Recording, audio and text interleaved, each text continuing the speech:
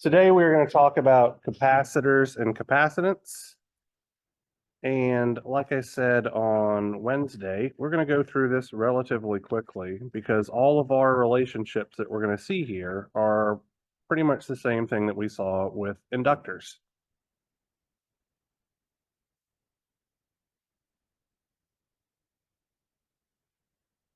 So let's start by defining what a capacitor is. And so we're going to look at how they are typically formed. So up here on the top, we have a terminal, and then I'm going to draw this in blue.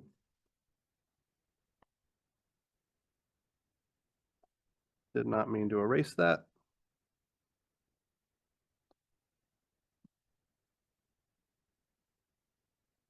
This is our top plate. And then below our top plate will be, you guessed it, our bottom plate. Like so.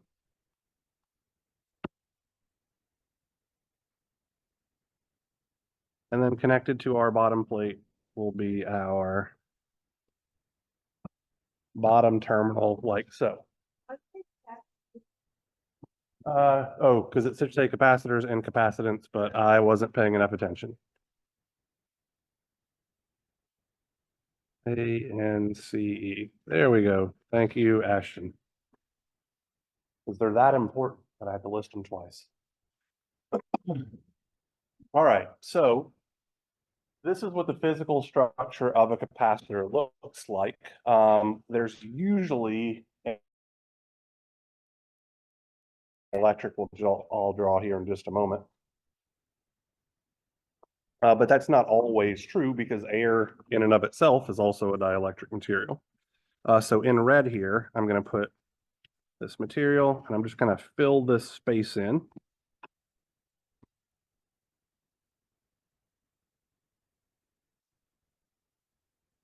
And this will be our dielectric. So let's talk about what would happen if we applied a voltage drop across our capacitor. Okay. So if we have a positive polarity terminal here and a negative polarity terminal here, what we're going to see is that effectively positive charge Q plus will accumulate on the top plate and a negative charge Q minus will accumulate on the bottom plate, and that the magnitude of these charges have to be the same. So for every proton or positive charge carrier we manage to put on the top plate, really we're just stealing electrons away from whatever the top plate is made of, but that doesn't matter. So for every positive charge we wind up putting on the top plate, we have to put a subsequent negative charge on the bottom plate so that this device is electrically neutral effectively at all points and times. Now, what do we know about putting positive charges near each other? Any of you guys that have had physics 202 should be able to help me out here. What happens when we put two positive charges near each other? They repel each other, okay? So that means that it's going to actually take work for us to get charge to go on those plates, which is exactly what voltage is, right? We can recall from the very first day of class that voltage is the amount of work done per unit charge to move charge around in a circuit. So it takes work to smush all those positive charges together on the top plate and all those negative charges together on the bottom plate. Well, when we take our voltage away, that's going to allow all of that stored charge to move off of those plates. And that's the energy storage mechanism for the capacitor. We put a bunch of work in by smashing all of those like charges together, and then it gets released back into the system whenever we allow that charge to spread out. Okay. So A capacitor is very much like an inductor in as much as it is a form of temporary energy storage. But in the case here, our energy storage was because we were concentrating magnetic field. In a capacitor, it's because we are dealing with electric fields. So there will be an electric field oriented from the positive charge down to the negative charge. And this changing field is what's giving us our capacitance effectively. So very, very similar operation to what we saw with inductors, but instead of a magnetic field being responsible for energy storage, it's the electric field that's responsible for the energy storage. We have a mathematical relationship that the charge Q is equal to the capacitance of our element C multiplied by the voltage V. So very similar to what we saw yesterday where flux was equal to inductance times current. Now we have charge is equal to capacitance times voltage, which we can then rearrange to say that our capacitance C must be the ratio of any stored charge Q. I'm using lowercase here, I used uppercase earlier, so let's put it as positive or uppercase, divided by the voltage. And from this, we can see that the units of capacitance is the coulomb per volt. A coulomb is an amp second. So we have amp seconds per volts, or this is seconds per ohm. And we call this a farad, which has a symbol of capital F. So let's talk now about our circuit characteristics.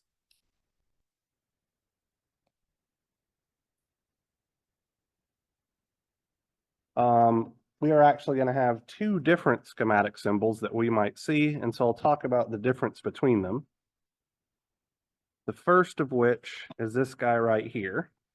And so this schematic symbol effectively represents a pair of parallel plates because capacitors are formed by parallel plates, typically speaking. Okay. So we'll have our capacitance C, and then I'll define the voltage drop across my capacitor as VC of T, and the current flowing through my capacitor as IC of T. And this is what we're going to use for a generic capacitor. Every capacitor that we are going to deal with in this class, both in our circuit diagrams and practically speaking, so when we do our lab assignments and all of that kind of stuff, are generic capacitors. Okay? The other option is what's called an electrolytic or polarized capacitor. And so the schematic symbol for that is as follows. Our positive polarity terminal is going to be a straight line, and our negative polarity terminal is going to be this curved line like so. So here's VC. Here's IC. And this is an electrolytic or polarized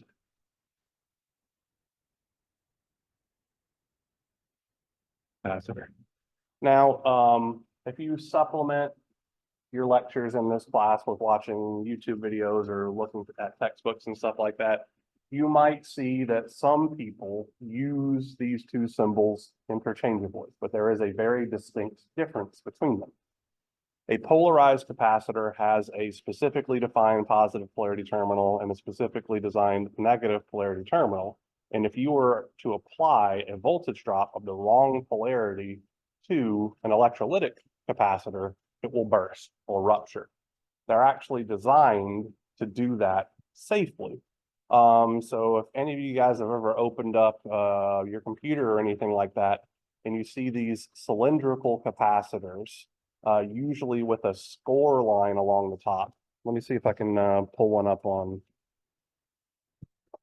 Google real quick so we can see what I'm talking about here.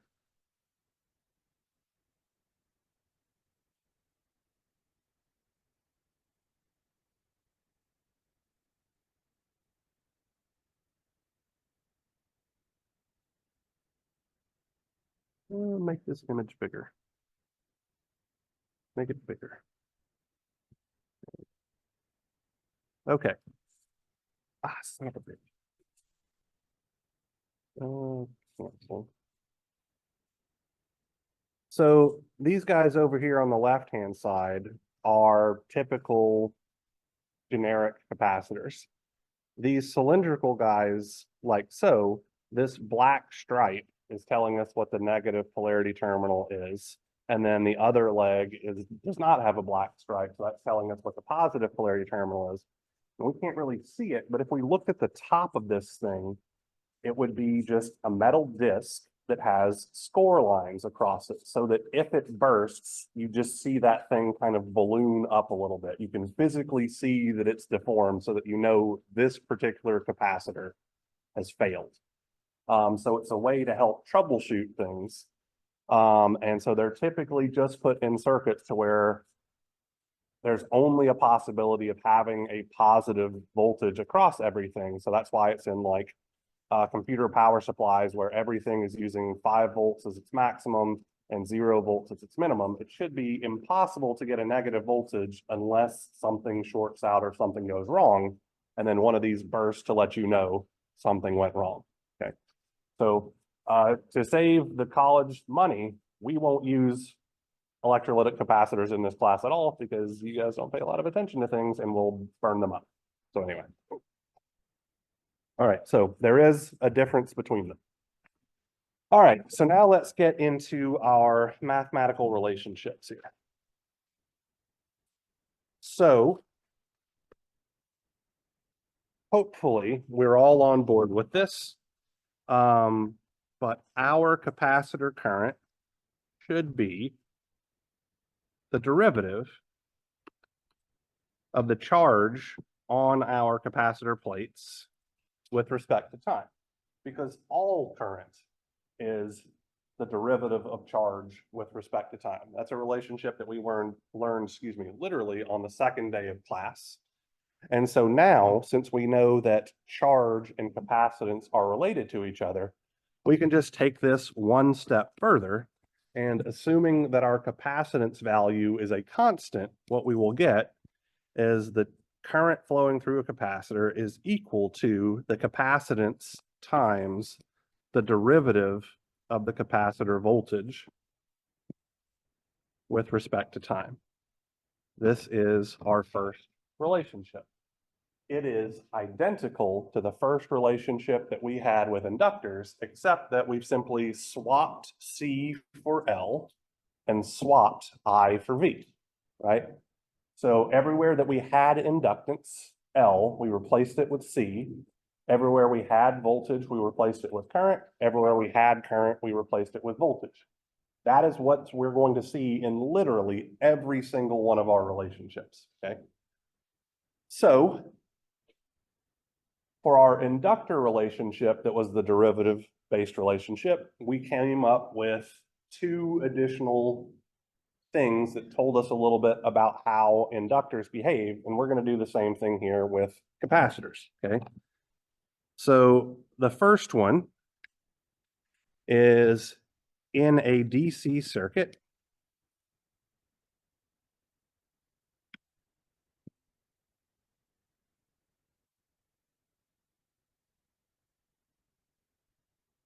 a capacitor behaves like a blank. What do you think this is going to be? So in an inductor, we saw that in a DC circuit, the capacitor behaved like a short circuit because whenever there was no change in the current, L times that derivative was equal to the voltage, so we had 0, right? Here, we have C times the derivative of the voltage is equal to current. So if our voltage isn't changing, our current must be zero, which means we're looking at an open circuit, because our open circuit is something we know that no current flows through.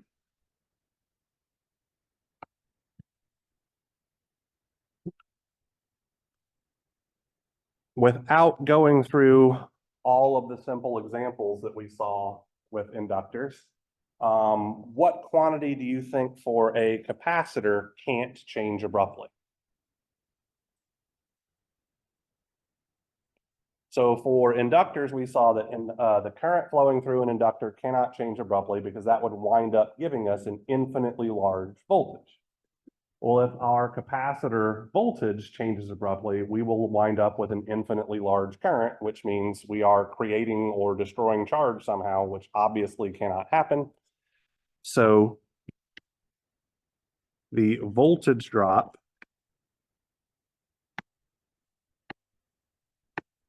across the capacitor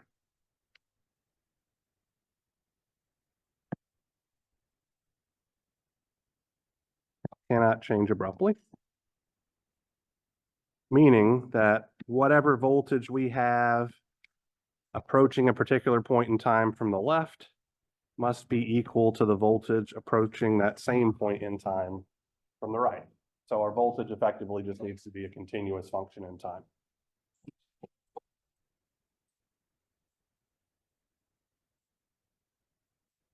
We can rearrange our first expression exactly like we did with our inductors and find that the voltage drop across the capacitor will be 1 over C times the integral from negative infinity to t of our inductor current with respect to time. And we can rewrite this relationship as the integral from t naught to t of our inductor current with respect to time, plus some initial conditions on our capacitor voltage.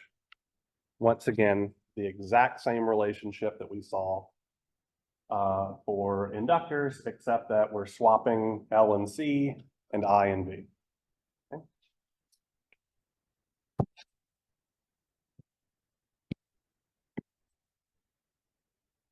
Power absorbed by a capacitor is just the voltage drop across the capacitor times the current flowing through the capacitor, or C V dV by dt. And the energy stored by a capacitor, using the exact same derivation as we did for inductors, will come out to be 1/2 C times the capacitor voltage squared. So those are our 4 relationships. And so now I've hit you with 8 of the, I think, 10 total equations that I'm expecting you to know for exam 2. Realistically, you only need to know half of them because these equations are the same damn thing as we saw for inductors, just swap L and C and I and V. All right, so lastly, unless you guys want me to work example problems and all this kind of stuff, let's talk about how we can combine capacitors in circuits. Let's start by looking at capacitors in series.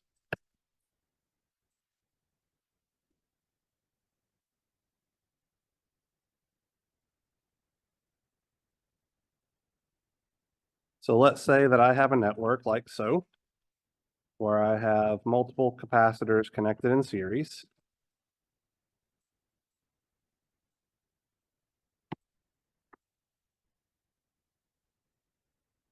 Let's call this capacitance C1, this capacitance C2, this capacitance C sub n.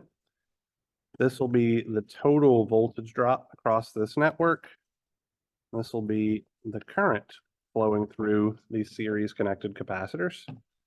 And I'm going to define the voltage drop across each capacitor with the positive polarity terminal on the left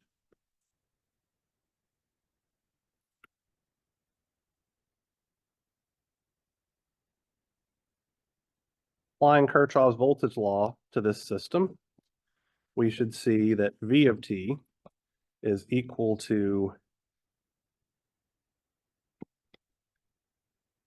VC1 plus VC2 all the way out to VCN of t. I can express all of those capacitor voltages in terms of that common current I of t. So this would be like 1 over C1 times the integral from negative infinity to t of I of t prime dt prime plus 1 over C2 times that exact same integral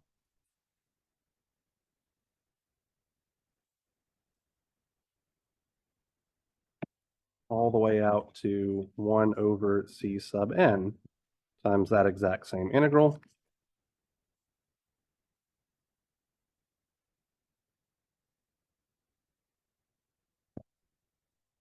And so this is going to look like 1 over C1 plus 1 over C2 all the way out to 1 over C sub n times that integral.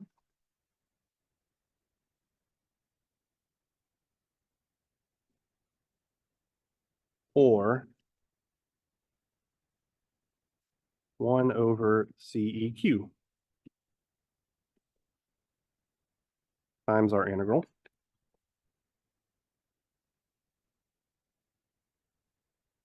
Where our equivalent capacitance is 1 over the sum from n is equal to 1, excuse me, from I is equal to 1 to capital N of 1 over C sub k. So effectively, without using all of this math, we can see that capacitors in series combine like resistors in parallel.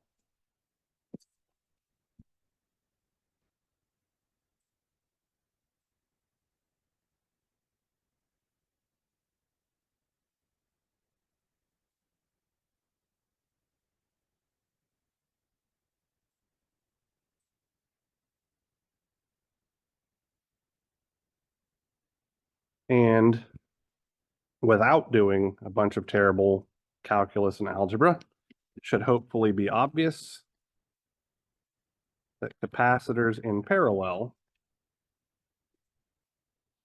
must combine like resistors in series.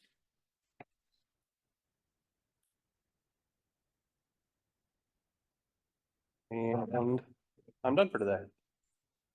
Unless you guys want me to do math for you. But again, we'd just be doing the same types of things we were doing on Wednesday.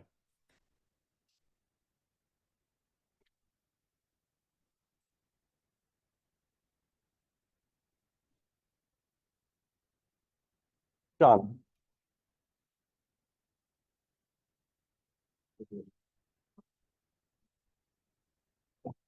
What? Capacitance. Okay, sorry, capacitance. Any other questions? All right. I'll be around if you need help with the in-class assignment.